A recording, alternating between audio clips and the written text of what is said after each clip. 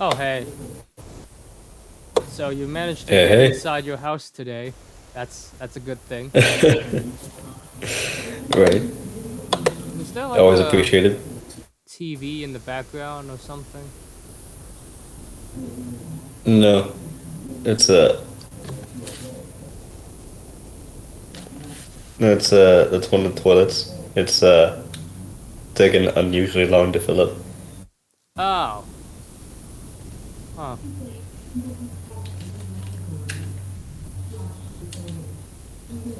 Sounds like your toilet's giving a motivational speech in the background. Oh yeah.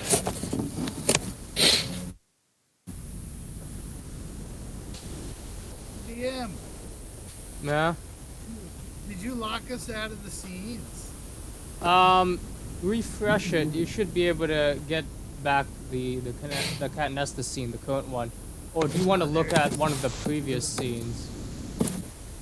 Uh, I was trying to get Catnesta to pop up earlier. It wouldn't show anything. yeah, I was still fixing things around the. Hey, objection. Can you mute for a bit? The toilet is still making a fussy sound. All right. Okay. There we go.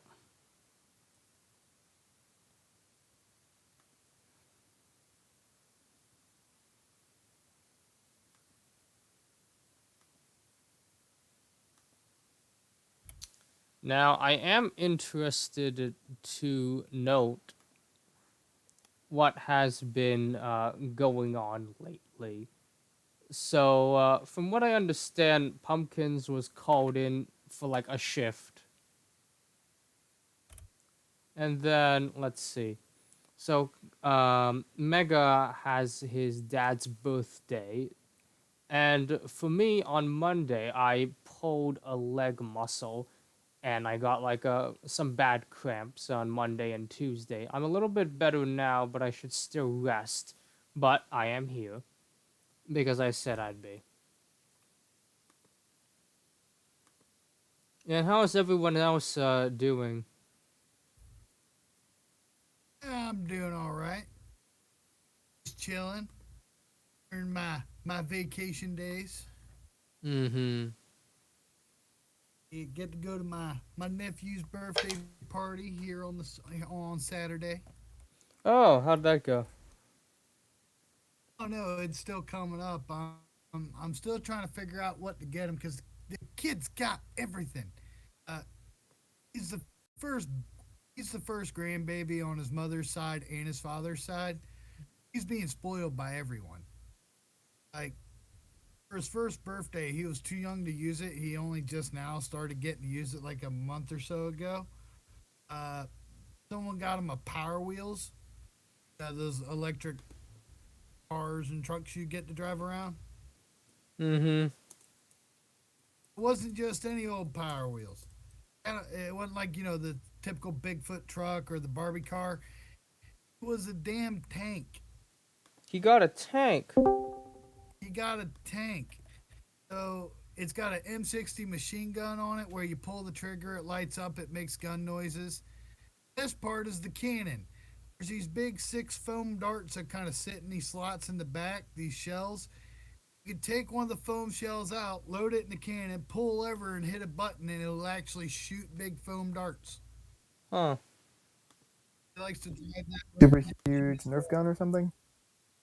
Okay, well, he's got a Power Wheels, but instead of being like the Bigfoot truck or the Barbie car, it's a tank. Hmm, cool. He Hmm. likes to drive that around and shoot his dad. Huh. Sounds like fun. Yeah, which makes it really difficult when you're sitting there like, man, what should I get him for his birthday? What doesn't he already have? You know? Yeah. It's like once you've already spoiled the kid with like everything he could possibly want, it's like, well, what do we get him now? Yeah. Now, what's his face? Mega. Tell us more about your dad's like birthday stuff. Oh yeah, I'm taking him out to one of his favorite restaurants around like 6:30 ish. Oh yeah? Mm-hmm. His birthday's today, so I got him a little nice card. So I'm gonna see if I can convince him to come to the dinner. Oh, what is he? 65. Ooh, he getting up there. I got him a really funny card. It's saying like, "You're not aging, you're upgrading." Ah, Hmm. Because he's always saying like, "Oh, I'm getting so old." I just wanted to mess with him.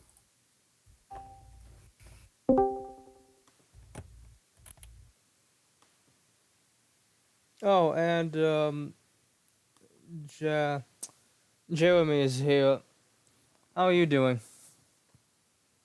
I'm good. How are you? Yeah, so if you've read the chats, it looks like due to a trifecta of situations, today's session will be a little shorter than the others. That's fine. Mm-hmm. Is everybody on the table plop thing? Oh yeah, you can move. Great. I accidentally clicked myself. Oh.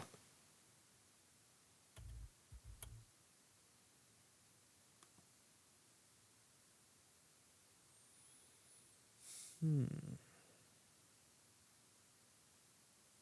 I'm on the tabletop thing. Yeah. Oh hey, this show is a really cool flying ship. I wonder what's. Oh no! Hope everybody knows what's in store for the next person who goes down in a fight. Mm-hmm.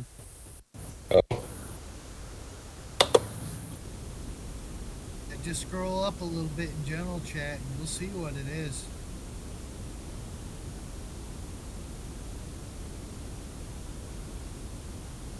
We're having a nice waterfall sound. Totally not static. Okay, Objection muted his mic, so I think this is somebody else causing it.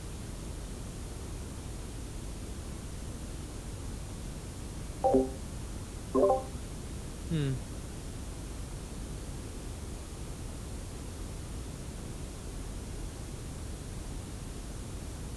Okay, I'm gonna need everybody to mute your mic in like one at a time. So, Jeremy, can you go first?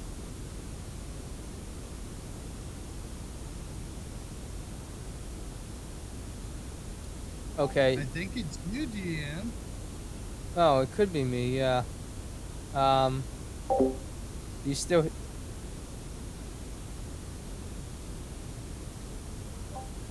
No. Well, even with all this muted, it was still going. Yeah. So, what is causing this? Hmm. Is it that waterfall noise that you played? Yeah, but I'm not playing any noise, so this could be caused by, huh? Maybe the. I'm going to exit out from the. Nope. Hmm. I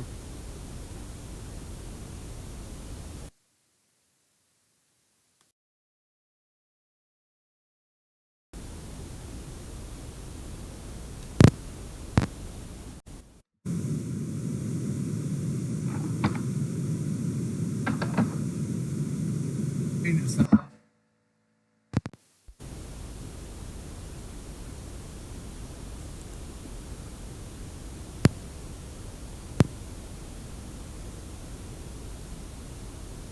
Okay. Wait. Did you think it stopped when I like removed my headphones? I don't know. Like even when we were all muted, it was still doing that. Yeah. Okay. Well, we have like a few minutes to figure it out. Otherwise, we'll just have to live with it. Hmm. I'm gonna try disconnecting from the voice call and see if it's on my end.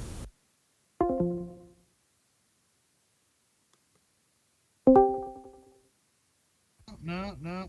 I'm still doing it. I don't hear it anymore. Okay, I think it's Discord's problem, so try disconnecting and then reconnecting. Yeah, that fixed it. Yeah, so it was Discord's fault. Okay, I guess it happens sometimes. Stupid Discord. Uh,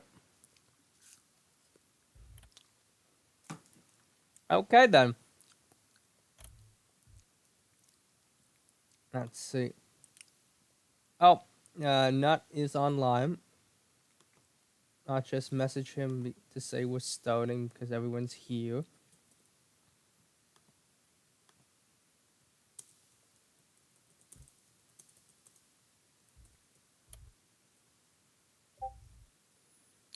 Okay, I'll wait like another 2 minutes and then we'll begin.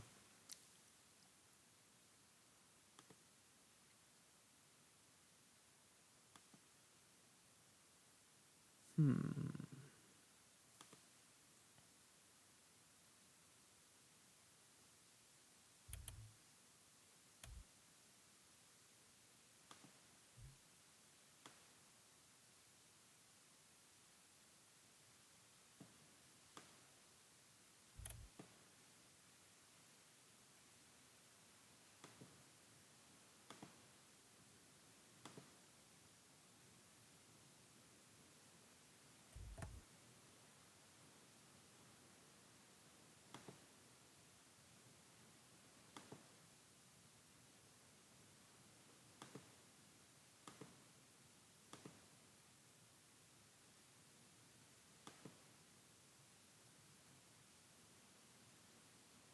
Lumux, that guy, always trying to hide himself offline, even when he's online.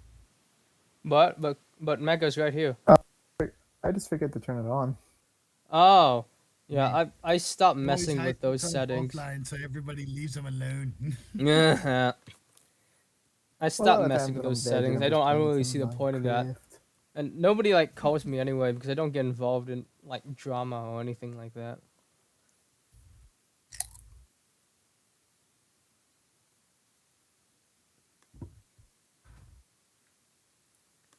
Okay, so while Luck is sleeping on the boat on the flying ship, you all arrive at Catnesta, expected to be welcomed by Professor Paws, the ruler of this kingdom. However, um, hmm, it seems that he is not here at the moment, and you are on the ship.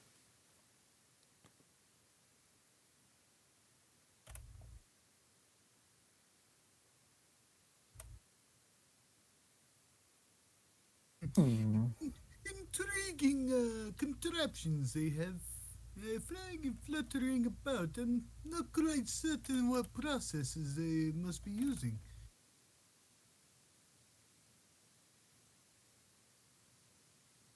Perhaps in their distraction of their machines, perhaps Puddlepaws has decided to take a cat nap.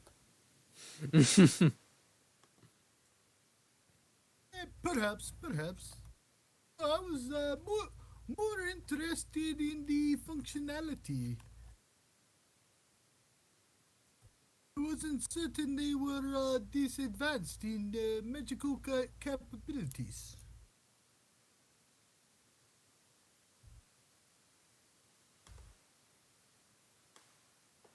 Hmm. Well, I guess with creatures of such short stature, they must make their way of survival as much as they can, and it appears they've taken this route of artificer-like technology. Indeed, I'm most curious as to the source of their water. I can see waterfalls where it appears to be falling off the lands, but what source would the water be forming though? Perhaps a perpetual create water spell, or perhaps they're doing a more direct method of recycling it, perhaps? It's most interesting. I will have to ask Puttlepoles about it when we perchance see them again.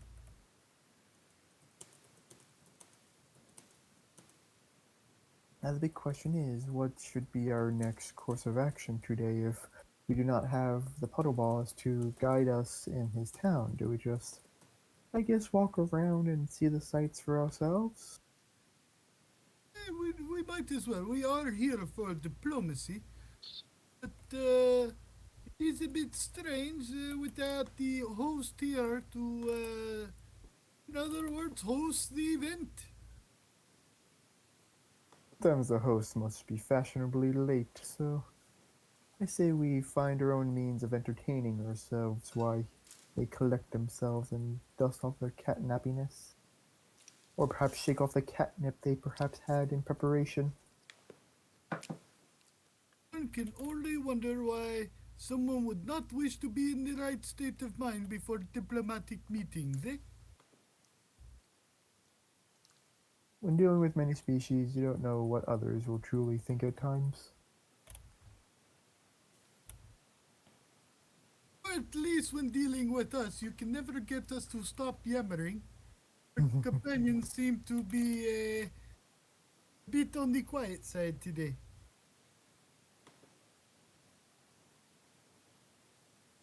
Very true. Would do you gentlemen have anything you would like to add or perhaps want to do while we are waiting for Puddle Paws to come collect us while we are here? And I am addressing either objection or blacksmith if they are aware.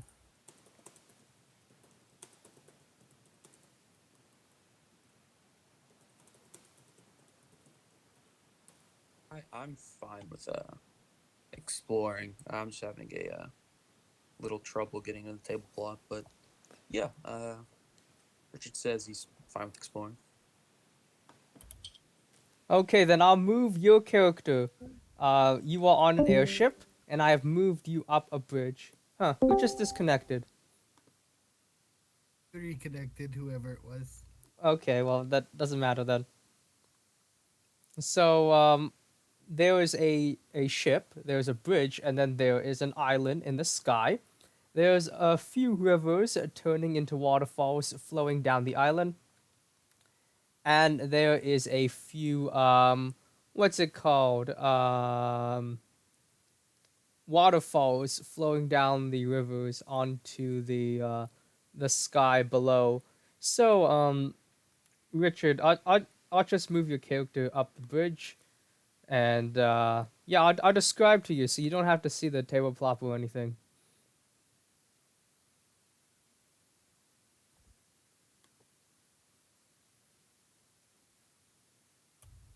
Is that okay? Yeah, no, that's fine for me. Okay then. Perhaps we should follow suit then. And Patrick will start crossing the bridge with his owl riding his tusk. Yes, and as you get to the middle of the bridge, you are greeted by a few familiar faces. On the left is uh, Madame Dagger from last session or 2 sessions ago, who is a sponsor of your school and lives here, and she gives a little curtsy to Richard and then to the rest of the party, each individually as you pass. And then there is on the other side the Ulkin ambassador, whose name is Tempest, and she also greets you and looks at the airship in splendor. Oh, Madam Dagger, it is such a pleasure to see you once more. I trust you have reconsidered your stance upon your son's education at the school. Oh, yes. I was just in a tizzy after seeing those ghosts, but after I saw the efficiency at which the party and Joyberg exorcised the remaining spirits, I felt that it was once again safe to have classes at Horizon. Yes, indeed, Joyberg was indeed rather astute in his realm of expertise. I've actually made preparations to extend an invitation to him if he should ever care to teach a few classes. Oh, that sounds marvelous. I hate ghosts. You know, I may actually audit an anti-ghost class myself. Oh, wonderful, wonderful. Do remember there is a minor tuition fee if you wish to attend the school, as I'm sure you're aware. But other arrangements can be made if you wish to take but a singular class. Why, of course, I do believe that labor should be compensated and that people who provide services should receive payment. and come to work on time, which is more than what I can say for some of my employees here. Oh, that is most distressing. Has there been problems with the workforce in Catnesta? Hmm.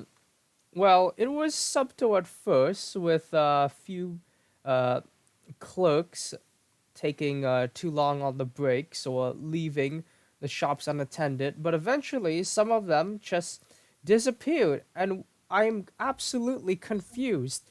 I hope it may not be another paranormal situation. Oh, and worst of all, the leader, Professor Puddlepaws, has also disappeared. Uh, I try not to think about it too much. I just hope I'll close my eyes and they'll all reappear in front of me. That is not quite the best course of action.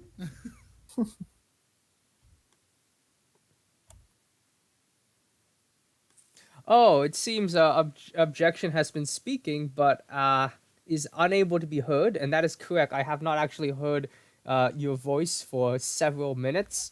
Have you tried taking out the microphone and putting it back on again, or leaving voice chat and coming back in again? Because as we have confirmed, Discord is having a little bit of problems. Oh, you can just type in the voice tech issue. That's fine too. Not just put your, just like last session. Not just put your text on the OBS. Oh, there we go. Oh, I should make this a bit smaller.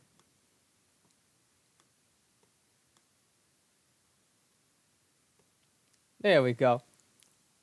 Also, check the devices on your computer. Make sure your mic has actually taking input.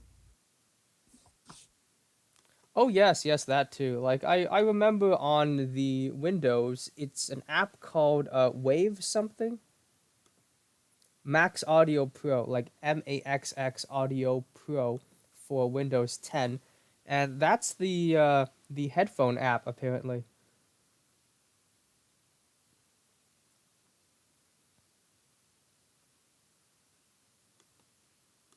Okay, well, anyways, you have now arrived on the island, and the Oaken ambassador is stomping his foot a little bit and biting his lips and looking off into the distance. Greetings, Ambassador. I am Professor Patrick Williams of the Horizon Academy. Is something troubling you? Oh, not much, my lord. It's just I have to go to another event on the Kingdom of Sorrow, and it's running a bit late. And you know, the the bridge, it has like two paths, but it seems it's kind of hard to get on the bridge with you standing there. Uh, I do have one question, DM.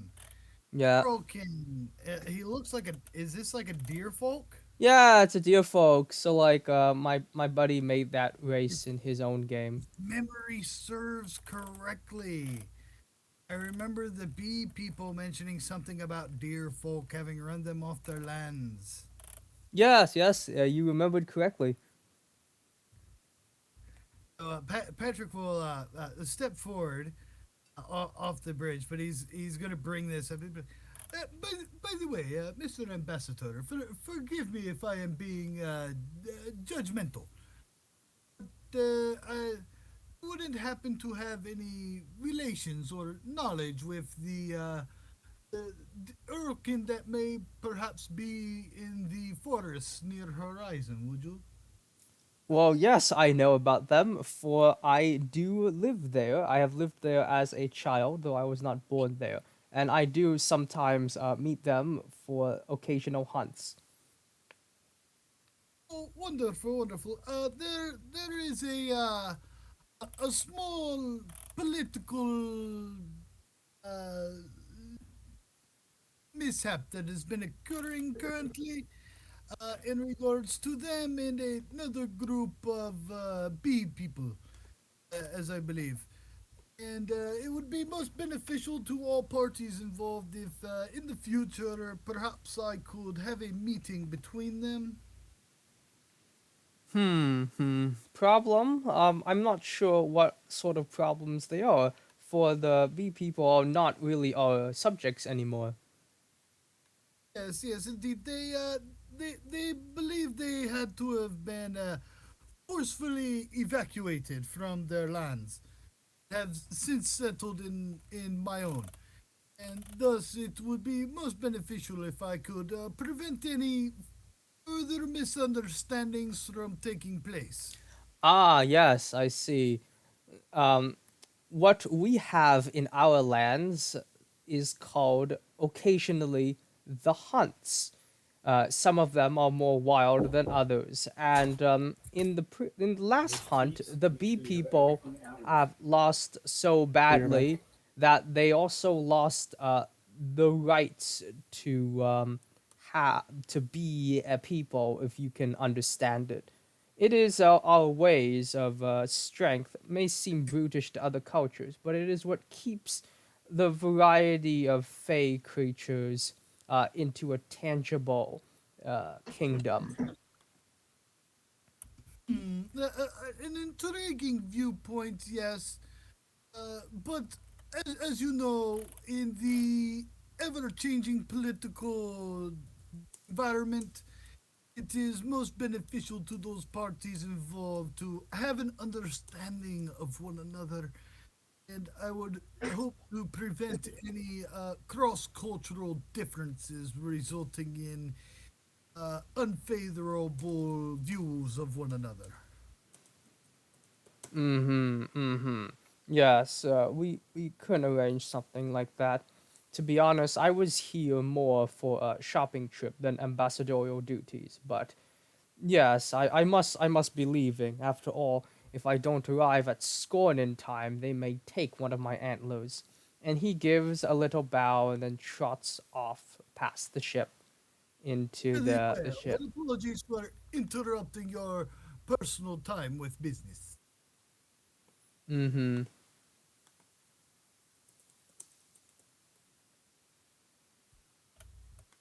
Okay, it looks like there's at least two people, perhaps, having voice chat issues, and I will blame this on Discord. And let's see. Yeah, we'll just have to have the voice chat in here. Hmm. It is a little bit unfortunate that there is voice problems in the session where I try to include a bit more role playing because feedback from last session was that I was a bit too interruptive of that. But that's a levy. Now, as he goes back into the ship, the engines start revving, and then it begins to like depart the port, and it is going. Meanwhile, Now, yeah, I heard a Hey, voice. Hey, who's that? hey, that's me. Objection. Oh, great. Uh, no, hooray! my laptop wasn't doing anything for some reason. I just switched to my phone. Oh, yeah, I okay, so Mega has returned after some stuff, and yeah, it looks like Jeremy is going to be in voice tech issues for a while. Oh, Well, I don't anyways, talk. I just can't do anything else. oh, okay, don't worry about that. So if you need to roll dice, we'll just have like somebody else roll it for you if that happens. But anyways, you are all on the island. The airship has departed, and Madame Dagger has talked about employees from the various shops on the main city of Catnesta disappearing. Hmm. It's like I took a look around at the place, Uh huh. and I say I've been under the sea, on the sea, and on land, but never in the air. To think that such a thing is even possible. Oh, yes, yes. Frightening, isn't it? I myself was born on the ground, but you'll get used to it, sweetheart. Yes, as Kuma and I spoke earlier, it was a It's quite a feat to have an entire island up here, and it brings more questions than answers as to in what particular process it is sustained. I will say this though. Any sort of caster up here should have Featherfall prepared at all times. Yes, most unfortunately, there is a bit of a limit to how many spells I actually have at my disposal. Oh, I was just referring to their natural citizens. Because should any, if they were at all drunk or inebriated, should they fall off, they should have some ways of catching themselves. As you talk about falling off and everything, and this is Zeke's first time in the air, make a con check, Zale. All right.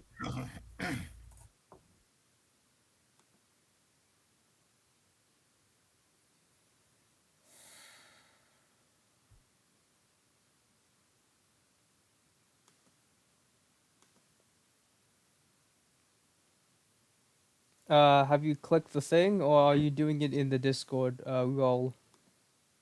I'm doing it in dice rolling and bots. Oh, okay then. I better get that up because I have both of the dice rollers there. That is Oh, a 3. okay, a three. So, let's see. You get on your knees a bit because it's wavy and you're a little bit prone. So, you're going to have to, let's see. You don't take any damage from that, but you'll have problems standing up for at least a while. I'll just Mm. put the prone characteristic on your character. Now, Tableplop does have conditions on them. Let's see. Token options, scroll down, click the condition button, search for prone, and then click that. And that might be easier than just typing prone into your name. So there's a little prone symbol on it. I'm not sure if the Twitch viewers can see this because it's so small, but yeah, I zoom in and there's like a sign of a man like falling down in front of, like, you've seen that sign in bathrooms before, right? Like people say, "Hey, Yeah. be careful, it's slippery, don't fall down." Yeah, so there's the little prone sign. Mhm. Not feeling well, are you, Zil? No, not particularly. This is all new to me. Well, I'm certain we will find your legs in time. Patrick will attempt to like just kind of pat him on the back. I should hope so. It's quite embarrassing Yeah, to. should you fall off, just aim for the ocean. I'll try my best. Although, speaking of falling off, I do wonder if there are safety precautions in place for such a thing. Oh, I've been asking the professor to put safety precautions on since forever, says Madame Dagger. But you know, it's expensive, and while we do try to like get a lot of money, things haven't been like, as big as the heyday of the shopping district in Catnesta as it was like say a decade ago. Mm. Could just put rails. Patrick will take a moment and kind of absorb that and be like, How expensive could it be? I mean, you make do with what you have." And Patrick will use the mold earth cantrip to Yeah. make a little mound of dirt, kind of like a wall at the edge of one of the cliffs. Okay, so you make a wall on the edge of one of the cliffs, and remind me how long Mold Earth lasts for.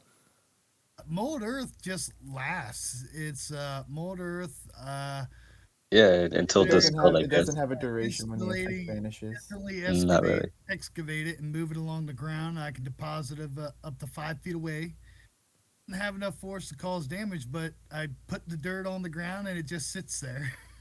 Okay, so as you do that, you hear a squawking from beneath the Mold Earth, and if you were to be so kind as to tilt your neck, you would see something that looks like a cross between a gopher and a bird, raising its claw at you in anger for uncovering its burrow. Ooh, interesting creature. Uh, Yes. I Patrick, wonder. I wonder if it's edible. just for fun, while everyone's discussing whether or not it's edible, Patrick is going to start ritually casting speak with animals. Okay, you cast Speak with Animal, and you hear the gopher bird swearing quite badly against you for digging up what was its part of its home, and now if it like moves a bit to like the left, it will fall off the cliff. Did move to the right. Yeah, but this is like if you lived in a house and somebody removed a wall from your house, oh great elephant king. How would you be able to just say, "Oh, move to the left" when you were exposed to the elements? Told you I was a king. Well, I have overheard great many things living under the drawbridge, this wooden thing, where various people come to and fro, and I hear all sorts of rumors down here. Perhaps you should add to your rumor mill that I dislike the word king. Well, okay then. So what would you want me to call you then? You can simply call me Mr. Williams. Okay, Mr. Williams. Now, would you be so kind as to put back the wall that makes my house? Are you certain? Um, and he looks down. He pokes his head out and looks down at the drop that goes all the way down to the radiation zone at the bottom. And then he looks back up at you and he says, "Yeah, yeah, I wouldn't want to fall in there." Pull the dirt back into the hole and just kind of dump this 5 by 5 cube of dirt back on top of them. And you hear a muffled "About time." So this whole time, everyone's just heard Patrick like talking to some animal. Yeah, yeah. Madame Dagger is briefly reconsidering her investment, but shrugs it off as like, it's just wizards. Fair enough. But yes, that is a process that could make it rather easy. So long as you do not unearth and agitate the local fauna. But well, that is debatable.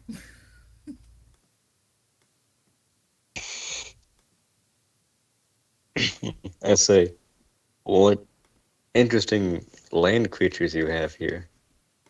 It makes me wonder what kind of sea creatures you have as I make my way towards the water. Okay, so as you make your way towards the water, you look in and you see there are clinky gippers. So clinky gippers are fish with what seems to be bone-like fingernail or gelatin substance coming out of their flippers, so that they can live in the water and like cling to the base of the river, so they don't fall off the edge into the waterfall and down to the radiation zone below.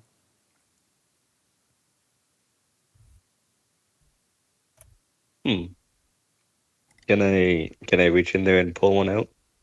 Okay, you pull one out, and it's making like sounds as its claws go everywhere, but you manage to like, you hold a lobster and it's trying to like pinch you with its claws, but you just hold it properly and it can't really do anything to you. And that's the kind of environment it is there. And you can feel the fish's strength, but it's there in your hands. What do those sounds translate to Patrick as? Hmm. Let's They still see. have speak with animals going. Well, in this case, it's not really a language, as it is like just an annoyed cry. Think speak with animals just like. Oh yeah, and you are still prone, by the way. So you've crawled your way to the river, and you're holding a bunch of fingernail fish. Nice. Their eyes bulge at you, and their mouth flappers go up and down, and their gills like flickle. Huh. Yeah, I should at least be able to understand a little bit of like what it's trying to get across. Like, go away. I Oxygen. All right. I look to I look to the rest of I turn around to the rest of the party, waving the fish, and I say, "Look what I got." Good catch. Are you gonna eat them? I might as well. Okay, so as you eat them, you find they taste like shrimp, and you also feel a little bit more buoyant, as though there are now wings on your hips. So I'll just remove the prone condition from you, as you're starting to feel better. Mm. I had a funny thought in my head. He tastes their terror. I hope he bit the head, otherwise I'm going to have to listen to that thing squeal. That's true. Conditions, remove prone, and there the prone condition is gone. So now you can move normally. Mm. I get up on my feet and I like flick my legs out, and I say, "Oh hey, I'm back to normal." It appears you've gotten your sky legs from enjoying that fish. Hmm. I don't know if it was a magic fish. Well, considering the society we live in, I'm assuming if it's not magical, how the hell did it survive up here? And I look to everyone else and I say, "Uh, they were actually pretty good. Do you want me to catch you some?"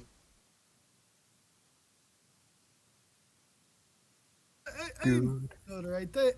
I come prepared, and I'm gonna pull out of my pocket a good berry. Mm-hmm. I see. Yes. And Yes. Dagger says, well, I would like to eat some of the river fish, but in the past I used to just go to the old lighthouse tavern to the left before everyone inside disappeared, like a few days ago.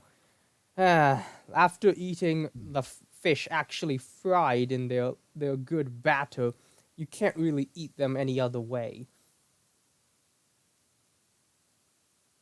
Now, what do you mean by they all disappeared?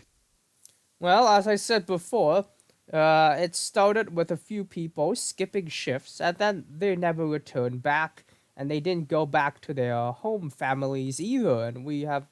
And we're thinking, oh, they might have just like run off, maybe to join the bandits in South Baldland or something. But we haven't really heard word of them, and it kept happening, and we're wondering how that happened here. And then finally, the professor himself disappeared too. And I believe the professor called you all here just before, and then like the professor was supposed to meet the party at the bridge, but then he, I suppose, disappeared too. Otherwise, he would be here.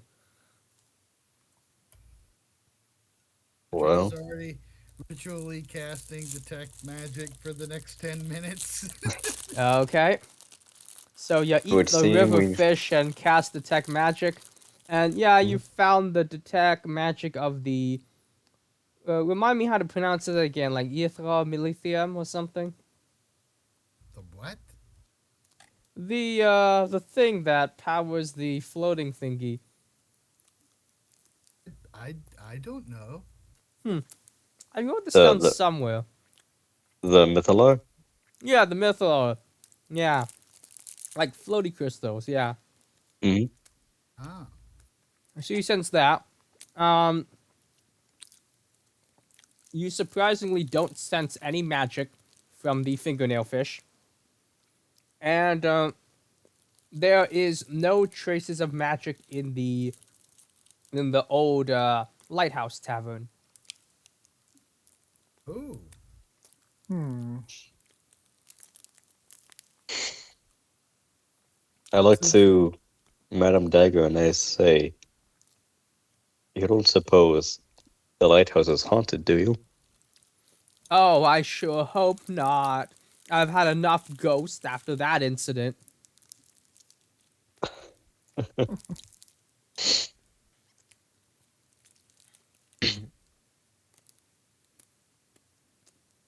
I say, hmm. "Well, now this lighthouse has got my attention. I think I'll go check it out." And Okay, then start walking towards the lighthouse. okay. So as you go investigate the lighthouse, usually I would have a inside lighthouse room for you to look at on the battle map. But because I sprained my leg 2 days ago and have been working on getting that back to normal, I have asked you now to imagine the inside of the lighthouse, and I will describe that to you. So you go in, Okay. there's a bunch of wooden tables and benches, followed by a counter. The walls have a bit of a reddish tint to them. There's dust on the candles that have been blown out. It's a little bit dark, but you can see the light enter from the door you pushed open. And beyond that little house on the left is the tower. Now, the base of the tower seems to have all sorts of decorations around it and knickknacks. And as you go up the stairs of you look up the stairs of the tower, there are little windows around the stairs and even more knickknacks and decorations and various items on the ledges of those windows. Hmm.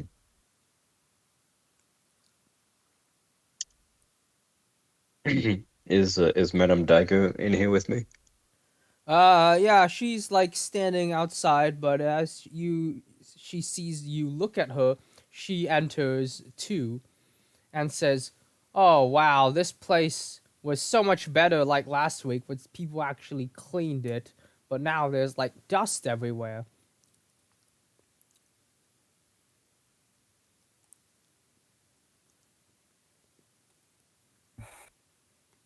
Oh no.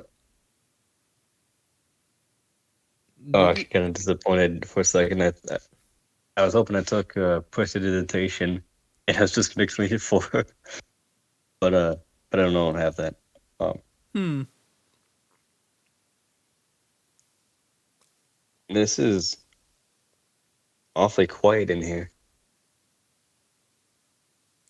Yes, yes, it The is thing it quiet. was sup- the thing it was supposed to be full of life only a week ago.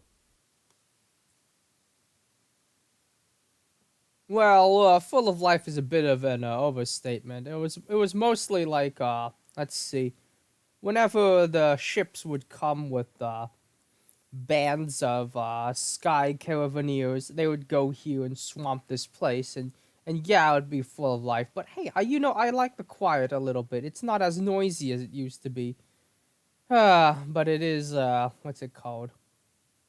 Well, if there's no noise, there's no money. Hmm, indeed. Hmm. So I'm guessing this lighthouse hasn't been used in quite a while. Yes, Madame Dagger has said about a week since the disappearances started to affect this place. A week. I ask her what the crystal above the lighthouse does. Okay, so as she says, "Let me show you," and she makes her way upstairs. Hmm. We shall follow, so we can go see what it does. Okay. Now, as you go upstairs, you notice that the upstairs tower, or the first half of the tower, is different from the bottom half of the tower. And that it looks like the upstairs is made of a more solid, older material, while the bottom is made of a more callous facade. Like the upstairs is real stone, while the bottom is like some wooden structure with a facade of stone over it. And as you go around the spiral staircase to the top, you see there is this beacon thingy there. And Dagger says, "Oh yes, this is a an emergency mythalar thingamajig, because sometimes the island will what's it called, may drop a few feet in up or down or sideways, and this thing makes sure the patrons inside the tavern maintain their placements in the tavern and don't go spiraling about." This island in the sky will just drop every now and then. Ah, you get used to it. I hope I don't. Hmm. About how often does it just fall? Oh, maybe like let's see, like like 3 times a year. Last time I remember. Otherwise, yeah, about that rate. Well, that's far less often than I thought, but still, that seems too many. Oh, usually the professor calculates when the island is gonna drop, and we just brace ourselves. I mean, hey, when you're in an airship, the airship like drops all the time, and you barely ever notice it. Like make a little dive down and a little dive up, and the passengers will be none the wiser. Hmm, I suppose. And do you know why the island drops? Oh, I think it's just imperfections in the technology. Like, it should be ironed out as we progress more scientifically, and maybe recruit more artificers to the island to do research. Hmm. Now, as you are doing that, is Richard and Williams doing anything on the ground? I no. Patrick followed everybody up. Oh, okay then. Yeah, I would have gone up too. Trying to Okay. think of where those workers could have gone. Like, Oh could they have yes. left the island? Now, Do you have like smugglers? as you are on the tower, you see the variety of buildings around, and Dagger will point them out to you. Okay, so around like 9 and 10 o'clock, there's a bunch of stones lined up, and that is the quarry. And then it's around like 11 o'clock, are the stables and a variety of activities. And let's see. Oh yes, the jewelers here, and to the north is the place where they sell a bunch of weapons like battering arms. And around 1 o'clock is the Colosseum for fights, and then beside that should be the what's it called? I think it's one of the magic buildings, and then to the east is also a magic building. And those are the shops we have around the kingdom. Oh yeah, and to the far north is the castle. Why do the magic buildings look so evil? Oh, I think it's just an aesthetic. I don't know why. I mean, it's right beside the other shops. I don't know why they put it like that. I think it was a popular trend like a few decades ago or something. I think evil looking is subjective. They look strong, magnificent. Oh, no. They look like something some mad necromancer would be hanging out in. Black and red is a tried and true color scheme. Yes, and what do they stand for? Well, I usually avoid those buildings because I go to around the buildings on the west side, so I'm not too sure about that. But maybe there is a mad necromancer there. Who would know? But I wouldn't want to check that out.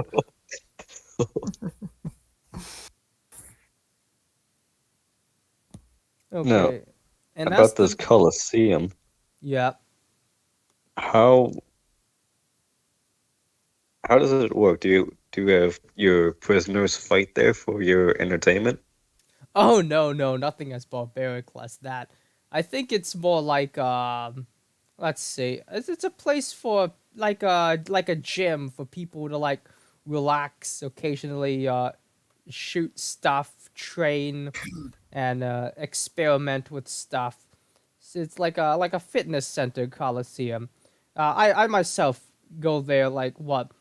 Oh yes, in the new year, I promised myself I would go to the Coliseum and work on my backstabs. But after 2 weeks, I just didn't feel like doing it anymore and lazed around at home. It's hard, you know.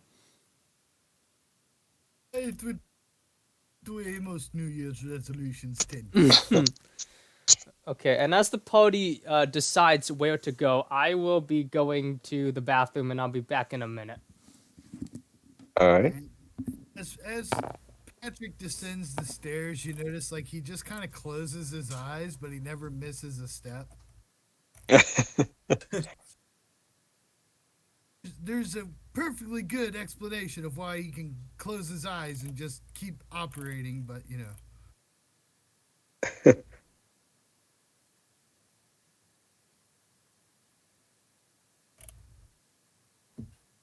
I yeah, as I see you doing this, I ask you, you you do not fear tripping and falling. Oh no, no, of course not. And you'll notice like the barn owl riding on his tusk just kind of like turns its head completely towards you. he's, he's like, and that's what he says. There are some senses I have that are better replicated by my associates. What kind of animal is this? Does it not have any bones on its neck? It is an owl. Have you never seen one? Uh, Okay, I've returned. Where no. has the party decided to go? uh, we're going down the stairs in the lighthouse still. Okay. Uh, my character's a little bit freaked out by this owl that Patrick has. Mm-hmm. Are you not used to seeing avians? Not at all. I've been under the sea all of my life. Yes, well, an owl is a particular kind of avian. They are predatory birds, but this one Doesn't in have a particular is one of a smaller breed, and some of their interesting traits are the fact that their necks are quite flexible. Their heads have a high degree of movement due to the fact that they cannot move their eyes themselves, so they must move the entire head. They are known for excellent eyesight and hearing. One of the reasons why I chose this specifically as my familiar. You could think of them as their fish of the sky. no. You said it was predatory. Does it have a taste for fish? This one in particular is a barn owl. They tend to prefer field mice, although this one have managed to convince that good berries are an occasional substitute. Oh,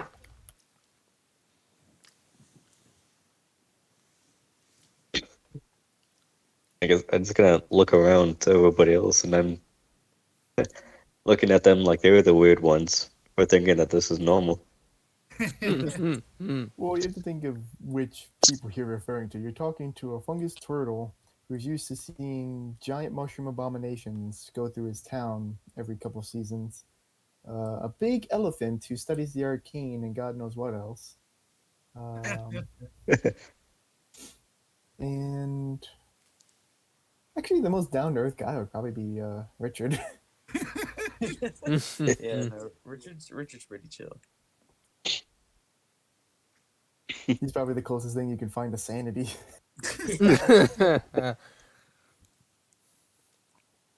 Mm. Whatever you do, don't ask Patrick about his magical theories. uh, and yeah, Six make my way back words. outside to the This bottom of living, the breathing planet. force comprises the universe. It surrounds us. It penetrates us. Permeates the being of all. 2 and 2 will not always equal 4. It can be 3. That's I, heresy. any, all, or none of an infinite number of equally possible and impossible plausibilities. You see, he likes to have fun with that. um, I look at the total, and I say, wanna well, wanna wanna see who can swim the fastest? Oh, I know you will outspeed me, my Triton friend. Me and my people are never known for speed, but I'd be happy to take you up on your offer.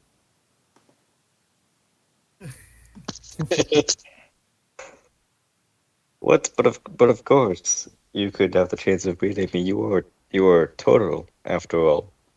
You you swim very fast.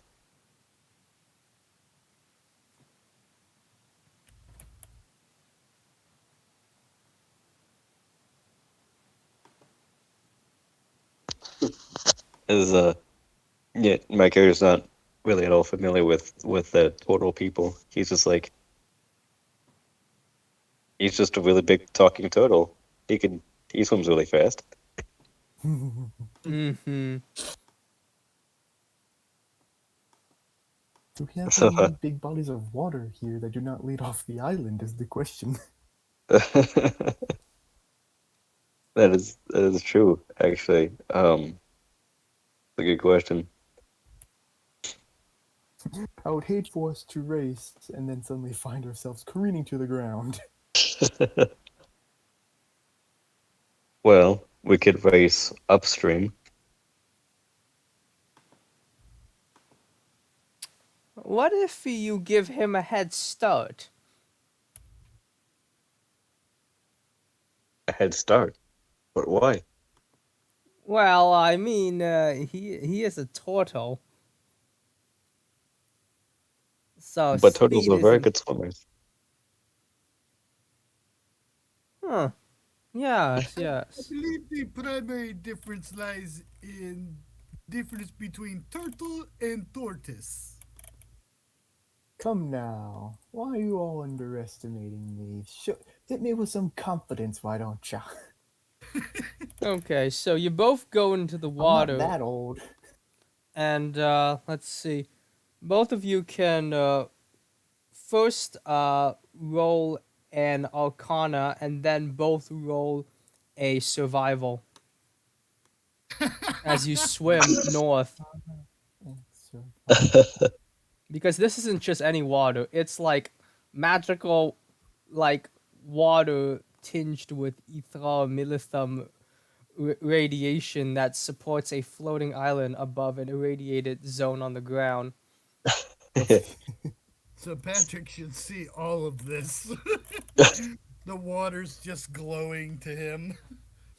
So this roll is for Arcana, Yeah, and so that is a first 10. Arcana, okay, 10. Okay, I need to go into where's Dash Channel.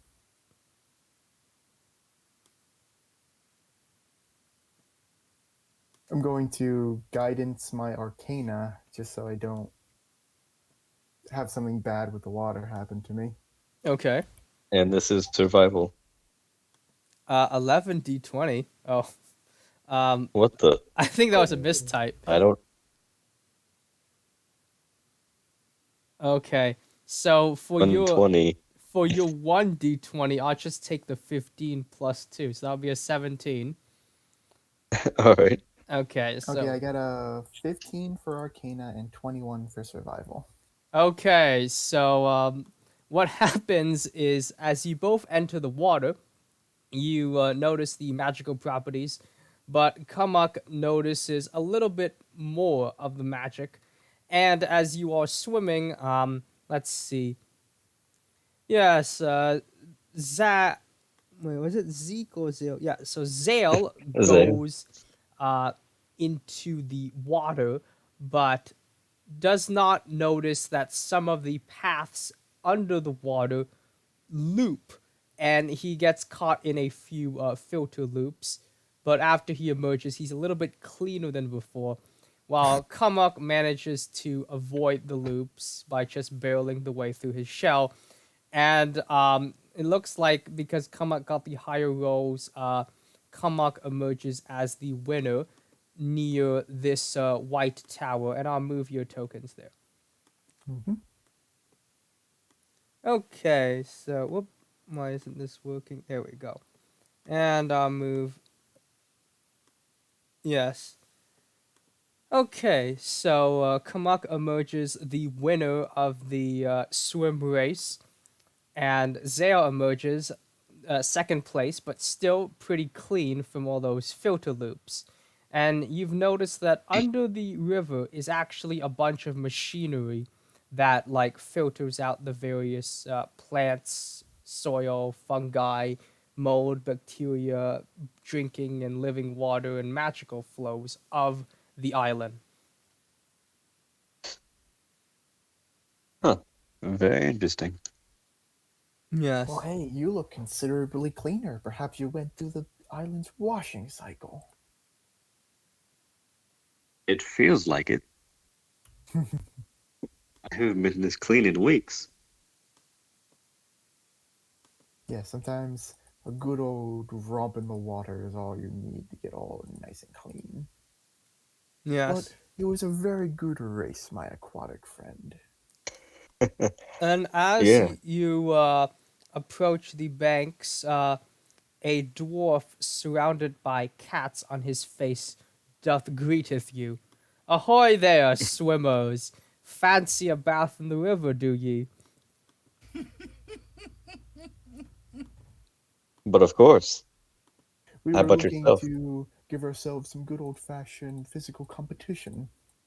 Oh, I myself would do the same, if not these cats would scratch my face off if I were to bathe in the river, for behold, I have been cursed with cats. Meow, meow, meow, meow.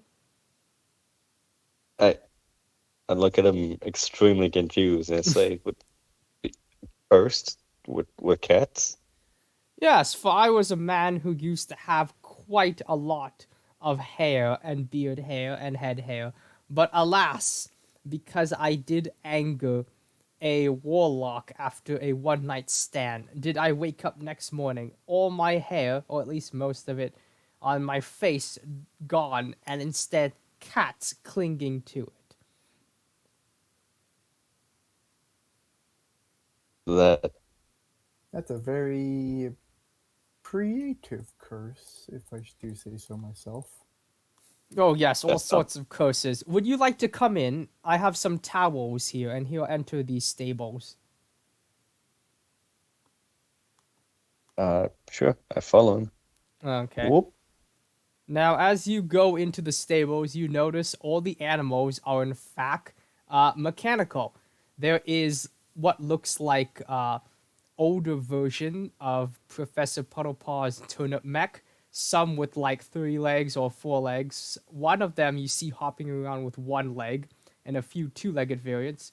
There are The Pogo Mech. steel guardians that look like dogs, and who bulk like these robot dogs that were popular a few years ago in the Sony catalogs. Does anybody remember those? Yeah, I remember those. Yeah, yeah, there are those things there too, and some clockwork cats. But you see the stables around, and the cursed cat dwarf enters the larger building and gets some towels for you to dry off on. Is Question: with your wild intellect, you didn't think of devising a way to remove the warlock's curse? or do you enjoy the resting Enjoy face? this? Well, it's but a novelty that lasts only a day, after which it is annoying. I mean, imagine all the hairballs from these felines. And That's gotta yes, be pretty I gross. am smart enough, but curses are stupid. They don't work on logic. Otherwise, my science would have been able to remove them long ago. How long have you been living with this curse? Longer than I care to admit.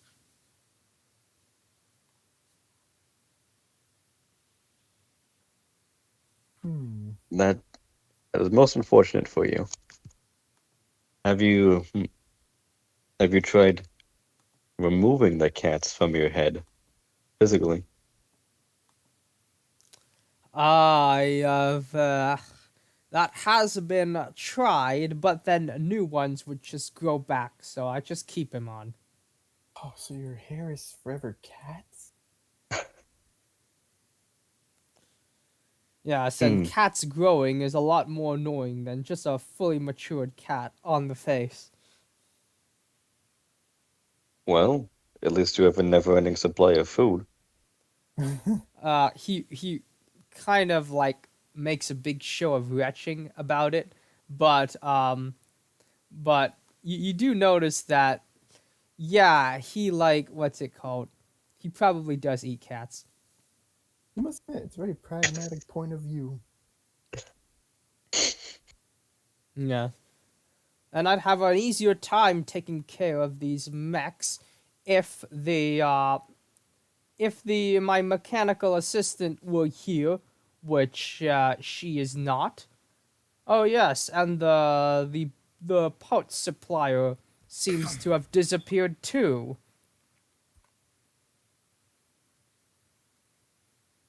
Oh, your compatriots have also vanished? We've heard about workers just up and disappearing. When was the last you heard from them? Oh, I remember. I remember waking up in the middle of the night and looking out the top of the tower and seeing an evil wizard talking to my two trusted subordinates and leading them off into the distance. Not sure exactly where they went, but afterwards they returned and they were somewhat changed. They wouldn't do their things properly, and some of their jobs were left untended, and I had no idea. And then one day they just disappeared. Well, evil looking is subjective. What did But if he this? is stealing workers, that is a problem. I think he's brainwashed them. Oh, please help me get them back. I can't function with this place all alone with just one old man with a lot of cats on his face. That's too much for an old dwarf. While you were watching him lead your workers away, do you know where he went, or perhaps what direction he went?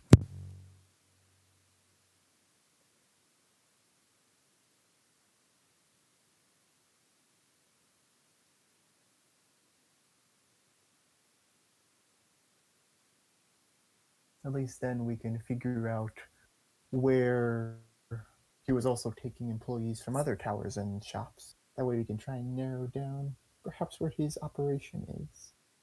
Of apparently feels like he's unionizing them. Do I have a voice? Oh yeah, there we go. So I think he was walking north into this forest, but after which I'm not sure the distance of where he went to. So towards the forest. Which direction? The forest right here, yeah. Ah, so the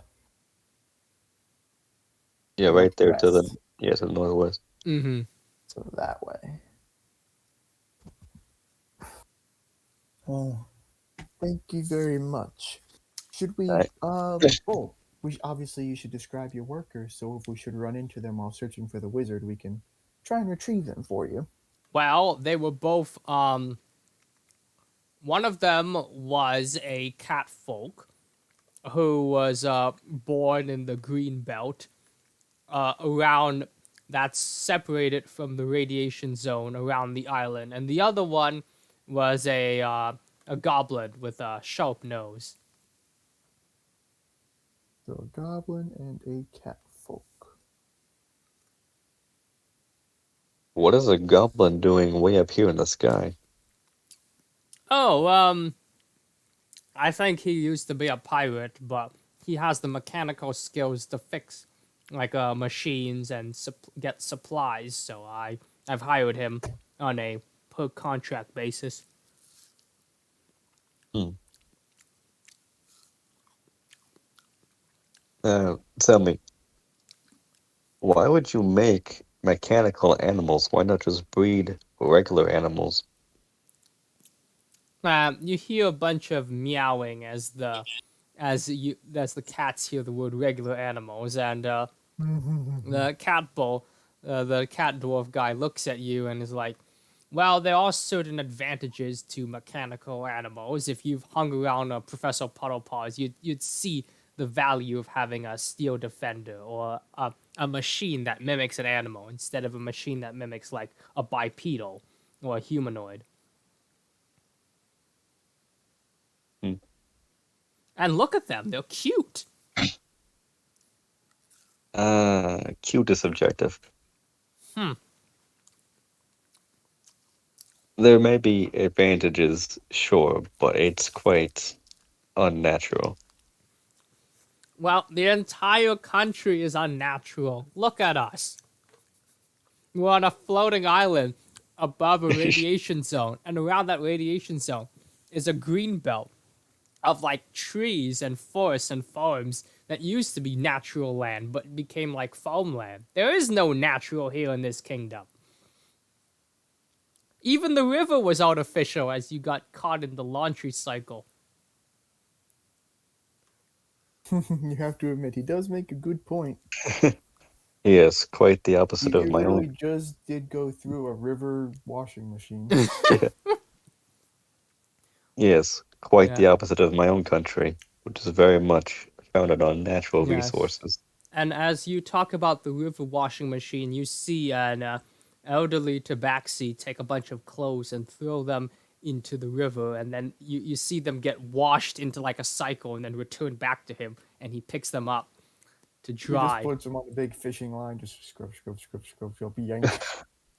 Yeah, the river like washes the clothes, and then he goes back I to his station with the clothes on a pole and hangs them up. I am visibly appalled by this. That is disgusting. Uh, Well, where else do you wash your clothes? What do you mean wash your clothes?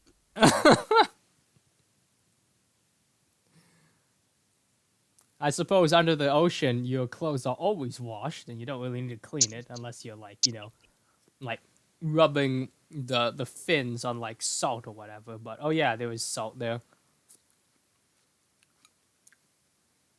I mostly traverse my kingdom shirtless, for there is not much need for clothing. I see, I see.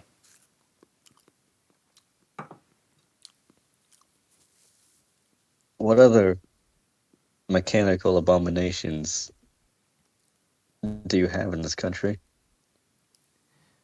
Well, we wish we had more, but the funding is a little low, so we'll have to see about that. I know a lot of the mechanical abominations were dropped to the bottom of the radiation zone. Oh, yes, and if you look to the west, there is like this little floating building. It's like the brand new, whatchamacallit. Yes, a brand new type of thing. And this floating building is like something that if the island drops, the building will keep floating. Isn't that great? It's great for whoever is in the building. Ah ha ha ha.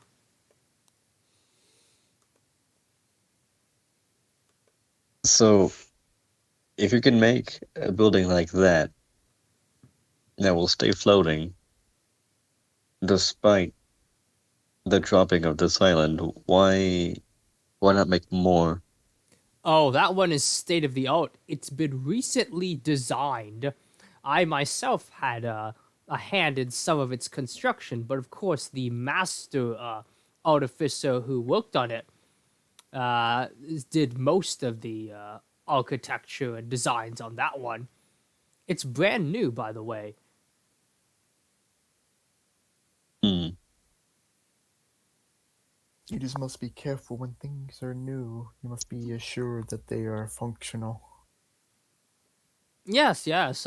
We are currently in the phase of running various safety tests, or at least we should be if half the workforce didn't up and disappear. Right. I think we should take this opportunity to follow that lead you gave us on those missing workers. Oh, wait, We, wait. Before see- you leave, would you like to buy Hmm? something? And he'll shove a bunch of robotic puppies and kittens into your arms. Oh, what the heck? Someone just went full robot. I guess that's the sound of a robotic kitten, of a steampunk kitten. Yeah. Hmm.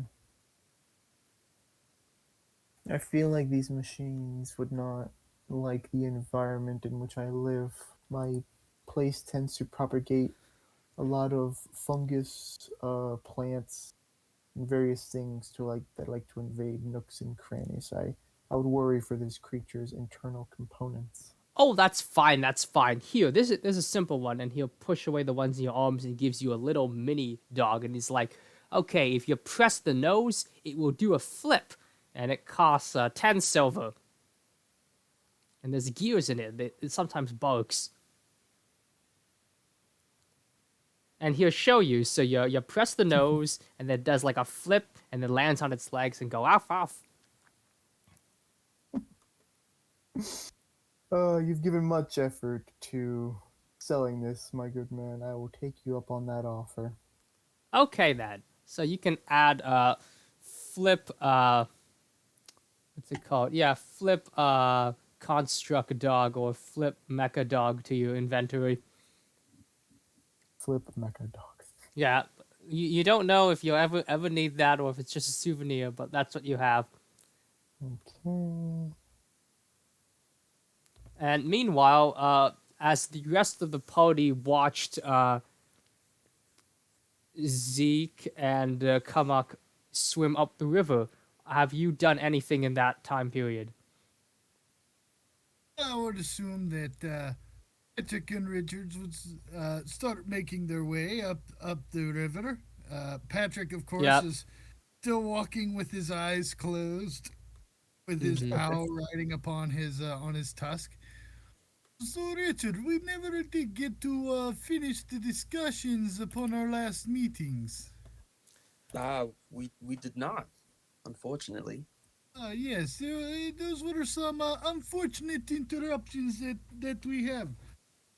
Uh, so, do remind me again, what was it you were expecting to come of your joining the Alliance?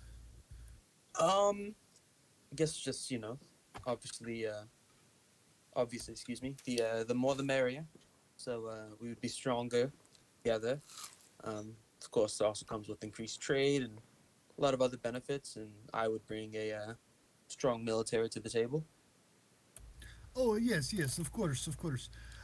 You do remember what I mentioned about the bandits of South Bordland, yes? I do. Yes, yes. It is a most unfortunate thing, but it does happen. They do seem to be ruffians living outside the law. Whilst I am certain that Lord Kumak and Lord Fortune will both be more than happy to refrain from importation of items your country does not allow. Most unfortunately, I would believe that the bandits may, of course, see a more open border as a more readily accessible point of entry for their illicit smuggling operations. Yes, I'll keep that in mind. I'm sure at some point we'll be able to deal with the bandits to prevent any of these illegal activities. Yes, yes, of course. Oh, oh, Gesundheit. but about this particular military you speak of, could you tell me anything about it in particular? Well, military, it's very focused around paladins and clerics and the sort. My country is very religious type, and its hierarchy is based upon obviously I am at the head, um, and then of course I have my generals and whatnot. But it's not of extremely large military considering we we all only own a small portion of land, but I'm definitely looking to expand if any of Oh, you are interested. yes, yes. You bring up several good points. First of which, being the note that you are indeed head of a church, Sam. You are the head of your particular religion. Uh, in not necessarily. I would say I have more. I would say I have equal power um, when it comes to religion with the bishop of our church, whose name is Ragnar. Name is Ragnar. He is the leader of the church, and he is a very devout man. Any relation to Ragnar the Barbarian? Ragnar the Red. Possibly, definitely a maybe that's why his mother named him that. Who knows? Never really Interesting. talked about it with him. Yes, and the idea of expansion, territorial expansion. I believe you are indeed the country directly to the north of Horizon. Yes. I am. Obviously, when I mean expansion, I'm not going to go marching into your land, but Oh, of course not. But this does bring up wonderful points of perhaps we should more solidify our border controls. Perhaps establish well-known landmarks to mark our borders in particular. But if you are interested in expansion, I have been having my eye on the westward lands on my own. In particularly pushing deeper into the rather large forest that Horizon is currently located near, due to the magic ley lines that seem to flow through the lands itself. ah, I well, obviously I most certainly can help you with that. I would not expect much in return, maybe payment, but This was more or less making certain that our our individual goals and directives are in line with one another. I would certainly hate to have Horizon pursuing territory that you are also looking towards. of course, I believe a when it comes to expansion and whatnot, I believe a we should all gather to discuss that to, as you say, make sure we are all on the same page. Yes, of course. A conducive unit is a well functioning one. I agree. So I know I stated that I did not want any, obviously, illicit drugs and whatnot from the Horizon Kingdom. I'm not Horizon, excuse me, Shroom. Shroom Kingdom. But I also believe Kamuk told me that they had they also produce salves and other magical things that have healing properties. So of course those would most certainly be allowed within my country. That is 100% acceptable. Oh, yes, this is most certainly a conversation you should have with Lord Kumak about his particular exploitations. Sadly, for now, Horizon is currently in a state of what I would like to call we could say it is a societal workshopping. Currently, a lot of research is taking place. In fact, there is a wonderful new discovery that we have been working on in recent months that I believe will come in quite in handy to Bardland. We have been studying the rocks and stones surrounding the volcano of our southern territory, and we have found that the stone seems to have been is very hard, particularly after rainfall has come and gone. We believe this has to do with the volcanic ash of the area. It seems to be bonding upon the most rudimentary of elemental levels. And we believe if we can find a way to incorporate that into standard mortar, we can make stonework, in fact, much stronger and last almost indefinitely. Interesting. That is very interesting indeed. This I'll is Patrick discovering Roman cement in D&D. Oh, okay. Yeah, I can that is definitely interesting. That can definitely come in handy for building, castles and forts and whatnot and other buildings, obviously. Um Yes, of course. And Bardland is most certainly a mining heavy institution of its own. And we believe that this could prove to be quite a valuable export. uh well, that I most certainly agree. I'll My country does not have a we do have a research department, though it's definitely lacking compared to yours, but I'll definitely send over some couple couple friends of mine who can assist you with that if need be. Oh, wonderful. That would be most appreciated. Extra hands on station for even the most rudimentary of tasks can speed up research exponentially. And currently still undergoing renovations to the cave that we discovered last time in Horizon. We have managed to at least contain the eels and what giant crabs we could find within that trapped room after renovating it. It will soon become an aquarium and, in time, a wonderful research station. Ah, Future plans might involve attempting to find some way in which, perhaps through selective breeding and a bit of magical engineering, we can find a way to see if we can cause mutations to happen within the giant eels. I believe I have heard through books there are a breed of eels that are known for causing an elemental electricity to erupt from their skins within the water. If we could perhaps imbue the giant eels with such as well, the possibilities could prove rather exciting. are you saying you wish to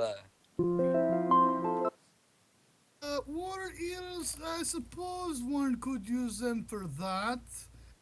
Oh, I was thinking more of uh, the science behind having them having the ability to discharge such elemental energies from their skins could then be harnessed for whatever particular purposes that I might be able to use. interesting? That is seems you have quite a lot of research going on. That is very fascinating. Yes, most unfortunately, the research involving the piece of the mad trip that I have managed to salvage that is currently on the back burner, I guess we could say. Uh, Not much progress is yet to be made until we have a containment area most suitable to hold such a creature. Once it has been cloned into a juvenile, it shouldn't be hard to contain, but as it grows, of course, more precautions would need to be taken. Ah, I see. Could you tell me a little more about these mad trips? I never heard of them. What the research I have managed to uncover, and as well as what has been shared with me by Lord Kumak, is that the original mad trips were created via the dreams of a beholder. Reading through ancient text and lore has revealed that that is indeed how most beholders reproduce. However, the beholder dreams most often it produces another, perhaps almost identical to itself, although slightly altered. And sometimes, depending upon the dream of the beholder, what it creates can be different. I'm not quite certain exactly what happens to a beholder's dream. I've heard of sick beholders creating beholder-kin offspring that are very strange with only four eyes. I've heard of some that they dream of blood become a death kiss, a type of beholder that sustains itself on blood, similar to how one would expect a vampire to.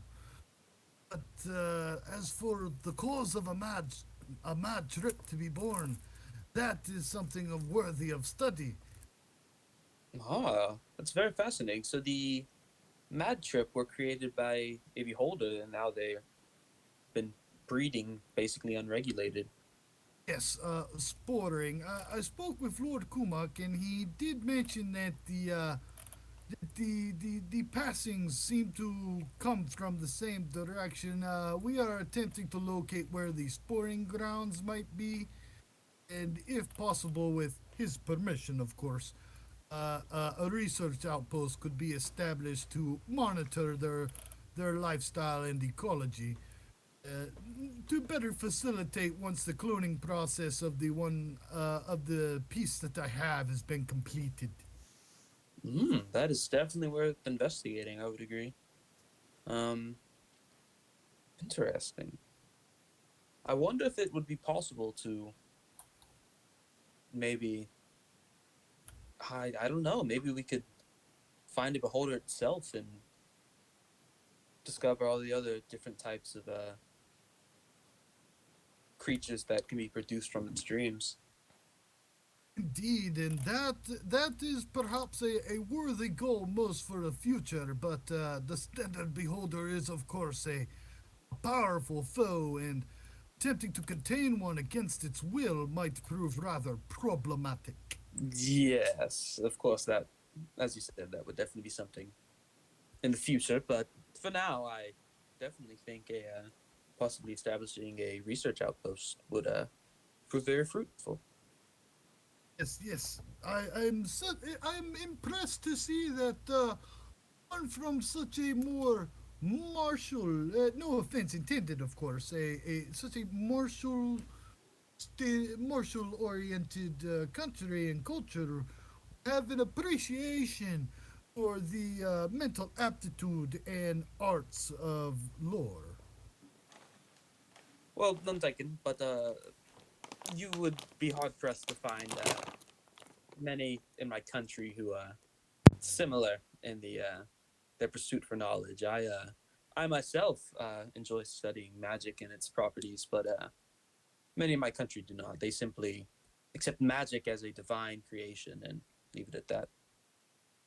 Oh yes, yes. It is most unfortunate that many leave the very living essence that the magic is to be a mystery granted by the divine. And even the goddess Mystra herself is believed to still be delving into the secrets of magic ever since the crisis. I have done much research upon those times. There used to be such amazing feats that could have been accomplished, but due to the events of one particular overzealous and overreaching wielder of the arcane, grasped at the forbidden power of divinity, and has since many of the rules regarding magic been rewritten, I suppose one could say. It is one of the reasons why I rarely consider there to be rules to magic, as even the goddess Mystera herself seems to not know all of the secrets behind it, what is and is not possible. Yes, magic's definitely how interesting, I guess you could say. It's not interesting. Infinite would be a better word to describe its properties. It's, as you stated, I mean, what little we know about magic, we know from experimentation, but obviously we have not experimented everything possible. Of course, of course. The realms of magic and its arcane lore and secrets. It is in my mind, I believe, a realm of infinite discovery and perpetual uncovering of new mysteries. Exploration in its truest form, perfection, not be reached, nor should it ever be striven for. Once one considers perfection to be within their grasp, it leaves no more room for growth or imagination. Hmm. I, you are quite the scientist, Professor. But We did warn him about talking about his magic theories. but I would agree. I don't think, and honestly, I doubt it would be the very safe to try to strive for perfection and fully understand magic. It definitely doesn't seem like something that would turn out well. Oh, indeed, indeed. In fact, I personally abhor the idea of perfection, simply for my previous stated reasons. I assume at this point we have finally arrived to the station with with Patrick and Richard Mm-hmm. engaged in such lively, deep, musing conversation. Yes, you have arrived, and the party is reunited once again. Everyone is And you see dry, Richard trying to nobody's wet comprehend anymore. mechanical animals. Mm-hmm. I say, oh, what took you two so long? We were not in any particular hurry. By the way, who won the race? About that, it was Kumuk. My, the tortoise caught the hare. Hmm. I would have won if it were not for this infernal artificial water system. He discovered a fantastic function of the water. Apparently, it functions much like a spin cycle. Look how clean he is. Indeed, but my zeal, am I correct in detecting excuses? Oh. Hey, there are no excuses. It is I got I got caught in this tomfoolery down in this current. You This is must this is admit, not. without surveying the land and being aware of your surroundings, that was your own undoing in the race, my friend.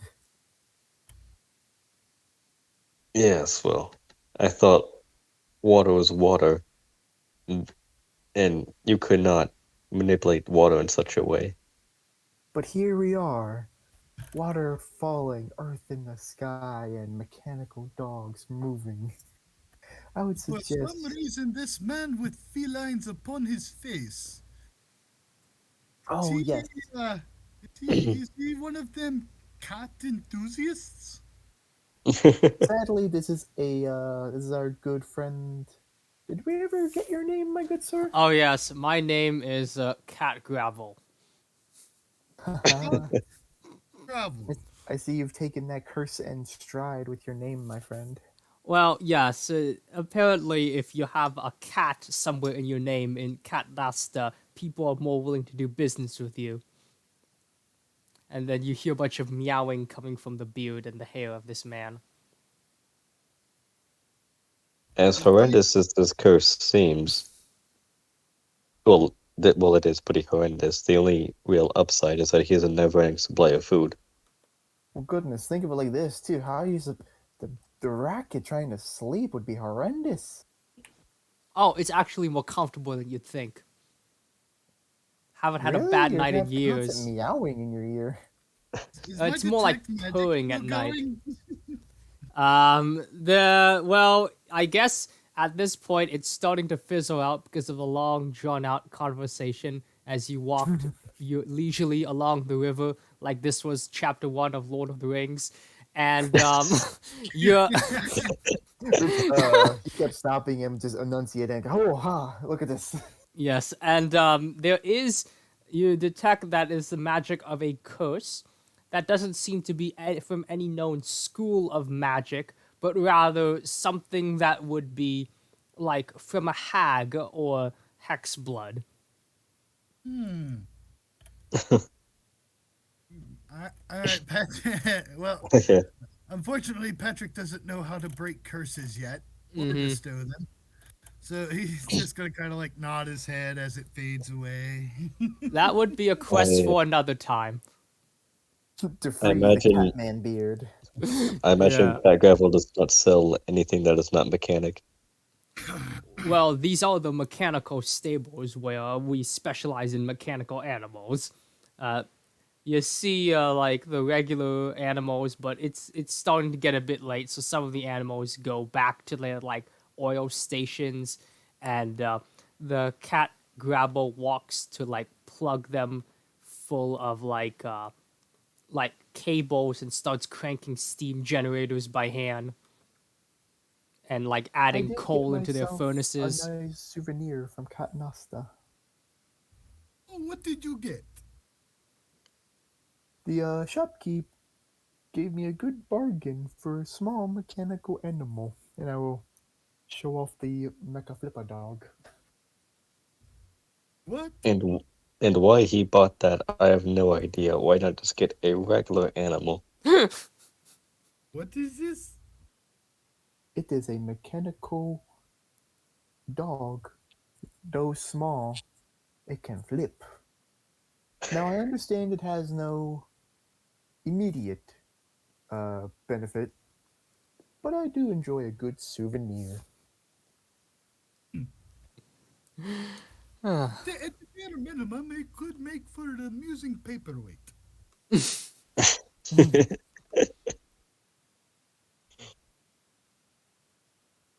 What is this paper? Oh yeah, paper would not work where you are from. How do you write down notes or record any events? We we carve it. Ah, We carve it on underwater stone tablets. think of Mmm. paper just like really, really thin stone that does not like water very much. Stone that There doesn't like water. Doesn't sound like real stone. Well, yeah, there are it's ways to very. actually make it a bit more waterproof, but It is a. It is a. It is a writing surface made from plants and trees. Patrick will make his way over to Zale, and he will offer Zale one of my 10 sheets of parchment. Mind blown. Wow. Yeah, pretty much. It's like that's him and Eric meme of the minds being blown. Um, I take the paper and as I take it, it makes the paper sounds, and I'm like, what the where'd that sound come from? He's never seen crinkling. Crinkle, crinkle, crinkle. um, I take it in my hands and just I I I have it between like my pointer finger and like my thumb, and I'm just like sticking it out in front of me and like waving it. It's very light but very fragile. It comes in handy for the recording of information, much like your stone tablets, except as you can see much more easily. able to be maneuvered and carried. Hmm. I drop the paper and I'm just amazed at how slowly it falls down. It does not. It just isn't a loud thud.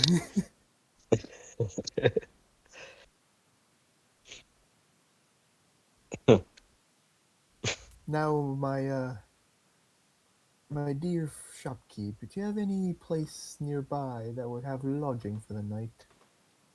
Well, lodging for the night, we did used to have what's it called, the the inn near the coast or like near where the airships happen. But ever since the employees, I think, were brainwashed by that evil wizard, who I suspect, they we that wasn't really a Well, place.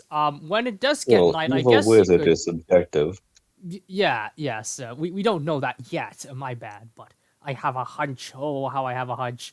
And let's see. Maybe you could like sleep in He the might just be a rival castle. businessman offering better deals for your employees. How dare you? I'm the best businessman.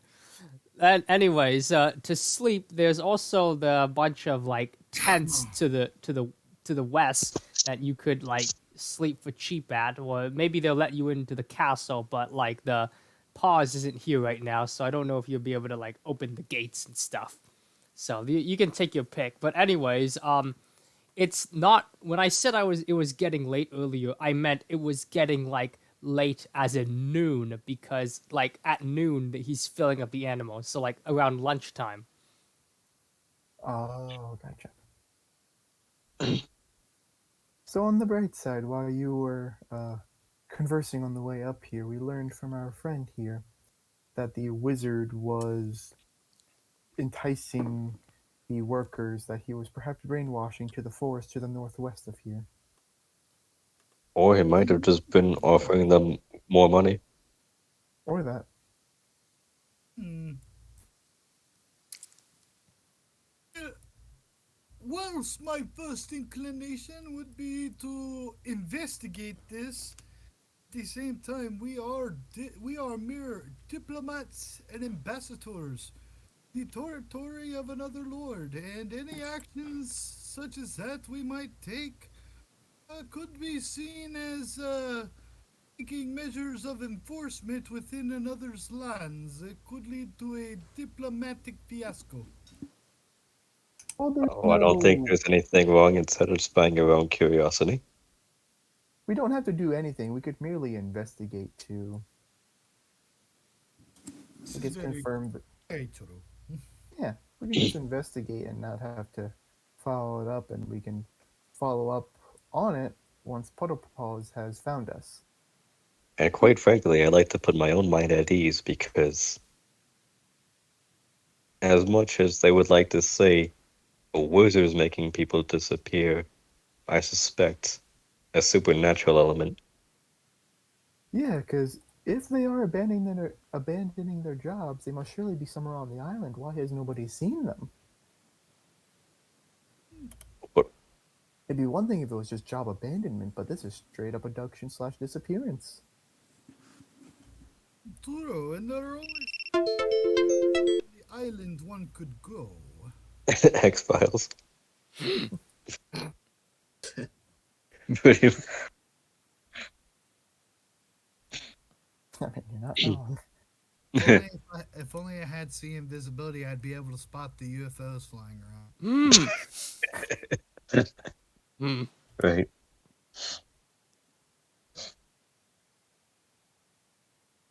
So, shall we check out the surrounding towers around the areas around the forest, or shall we check out the forest and gather some preliminary information? Preliminary information is where I will cast my vote. Hmm.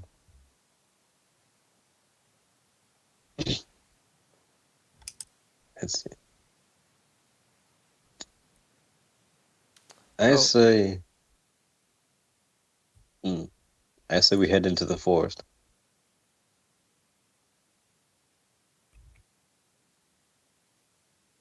hmm. Okay, so who hasn't made a decision yet? I'll go down the list. So, okay, Objection said that he wants to head into the forest, and Terrence said what? He cast his vote for the preliminary information in the forest. Okay, in the forest, and the blacksmith said what? The forest. Okay, and Mega says what? Eh, everybody wants to go to the forest. Let's go to the forest. Let's see what trouble we can stir up. Okay, it's been decided. At the very least, we can scout to see what is going on. Now, as the party makes its way to the forest, and Cat Grabble closes the gates, and the robotic animals inside says goodbye, you notice that the path to the forest is trodden with many footprints.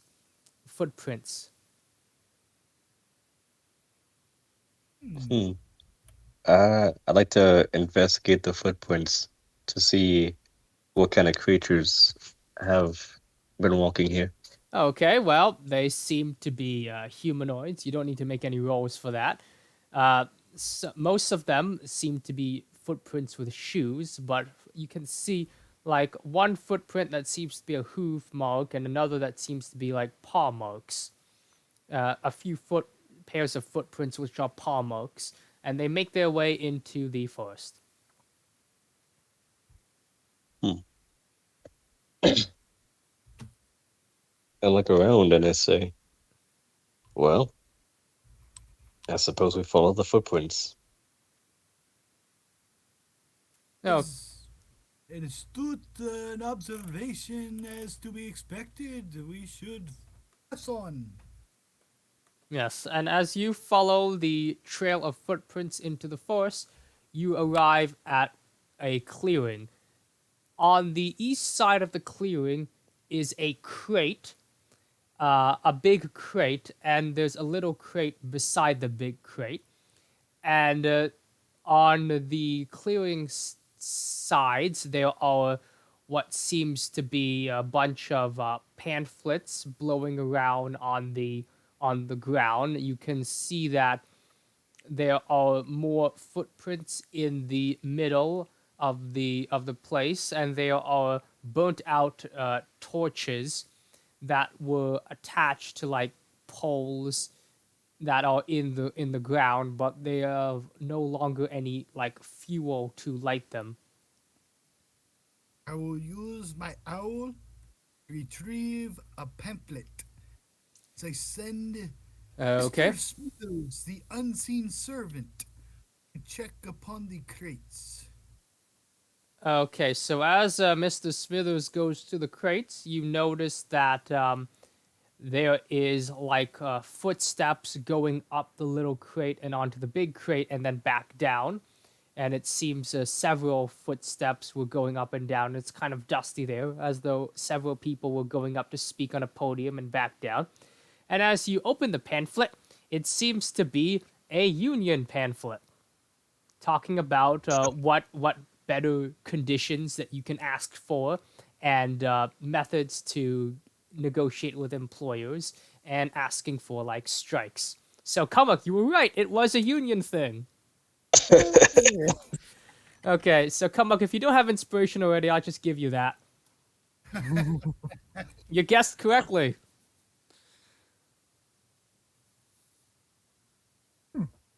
Yes. So I your guess. preliminary investigation says this is a union deal, but these people are still missing, and the clearing has nobody there.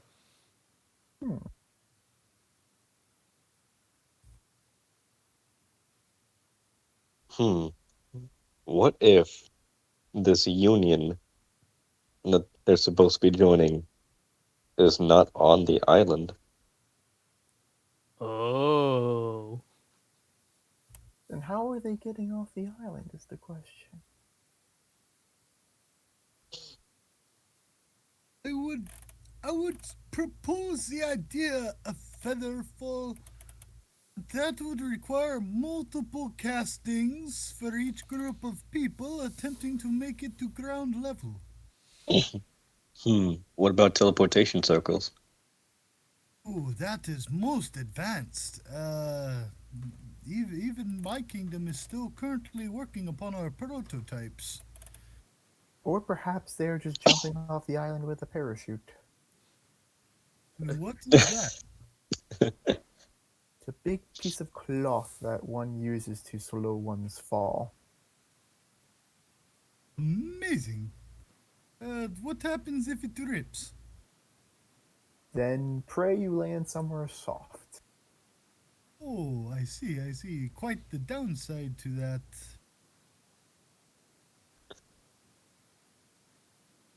Hmm. Well, what if you have mending? You could repair the tear.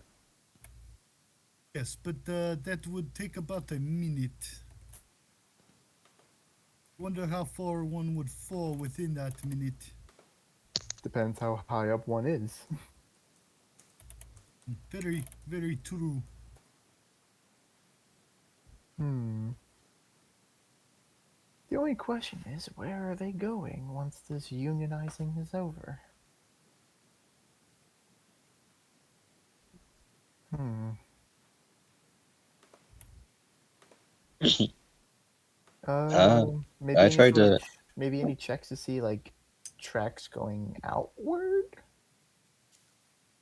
Okay, so as you look for tracks going outward, most of the tracks return back south, the direction you came from, but there are a few tracks going northeast towards the shop that sells battering rams and like catapults.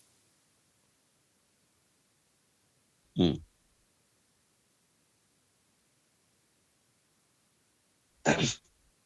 That that does not bode well if they are buying those types of goods.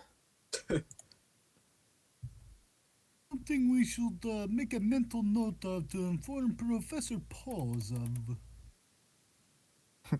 A union problem. I never imagined that they would have such horrible working conditions that their workers would consider this.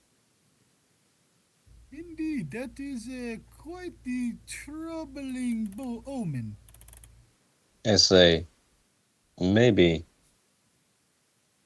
maybe they were let in by a false promise of a union, but the quote unquote union itself is actually a revolutionary movement. Maybe they want to overthrow the government. Why else would they be buying all these weapons? Yeah, we Indeed. have had a couple issues with outside territories trying to um what's the word? Cause issues for people in the alliance. I just recently had a spy cause some havoc during my harvest festival, so this could be in some ways related. Speaking of which, you don't happen to have any of his personal possessions, do you? Of of I spy fish? Yes. I do not think so. Who knows? He could have left stuff back at the sovereignty, but I did not consider that route of searching. I do not think he is within the area. A bit of Patrick's uh, backstory is going to come into play here as he thinks hard for a moment. It is most unfortunate I didn't strike him harder and managed to draw blood. Oh, believe me, I would not give a chance to lay into him with some good old fashioned lightning.